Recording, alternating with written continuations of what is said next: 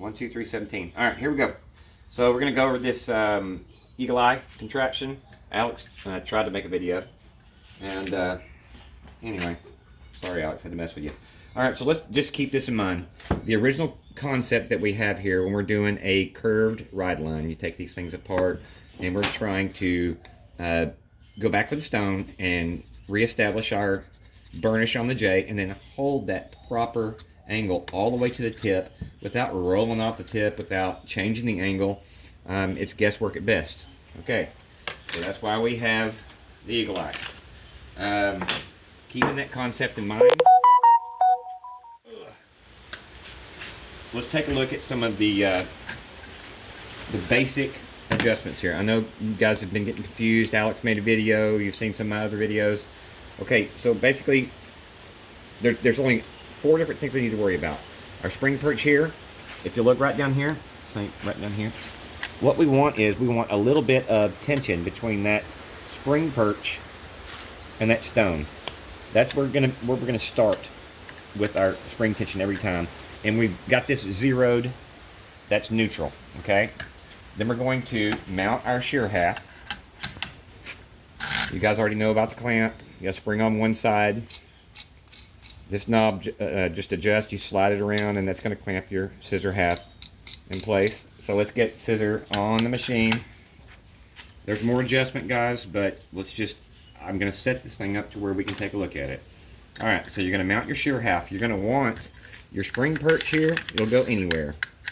I mean, however long your shear is, or short, or whatever. You're going to mount your shear haft. Can you see it, Cinnamon? Mm-hmm. Kind of get to the middle of the machine there, best you can. And then we're just going to tighten this knob down. Boom, and we're tight. And you can see we can adjust until we get kind of in the middle of the J. And if you remember, when we had that stone, we had a little bit of pressure on there. So we know when we bring the stone back to the J, we're going to have some pressure to start with. And that's where we want to start. Okay, so we're going to bring it back. And if you can get up underneath something and look right down here, right there, you've got your J touching the stone. And we're going to set the J right up here, Sonny. This knob, come on around where you can kind of see it a little bit if you can. This knob right here is going to loosen this through shaft which holds the clamp in place. So we loosen it. Do you see the clamp move? It actually flattened itself to the J. That's all we're looking for.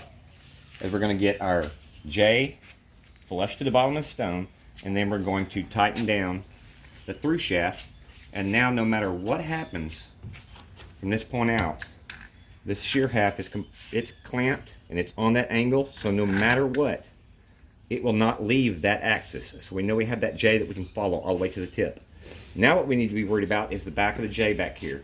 So we have a back stop. We're going to bring the stone all the way back. Come down here. I'm going to roll off this on purpose. It went too far. See, I'm off the back of the J. I'm going to come back up on the J, and you'll get a feel for this, where you need to be. And then once you do that, we're going to set the back stop, which is right here. One knob, and you bring it up to the carrier, which is this piece that moves, and we lock that down. Now, no matter what, we cannot come off the back of that J, no matter what we do. We've got another stop up here, which is going to be for our tip. I'm going to rotate again because I want them to see this side.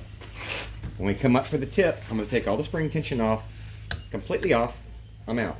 What I'm looking to do is, I'm wanting to get on the bottom of this stone, and what I'm looking for is, this stone is mounted.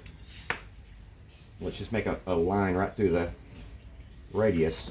I want the tip of that stone right there at the radius as far forward as it needs to be to get, to do the ride line all the way up to that tip, but I want it to stop there. If you come past it, you're going to roll the tip off. If you don't come back, if you come back too far, you're not going to quite get there. But if you Sharpie the marker beforehand, which you're going to do, you'll be able to see it actually populate the ride line as you do the work.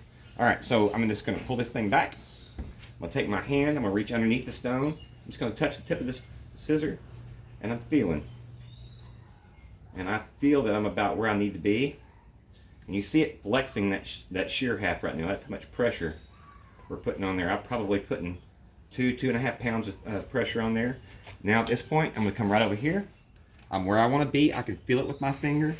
I'm going to bring my backstop up, and set my backstop, and now my carrier can go no further than where it is.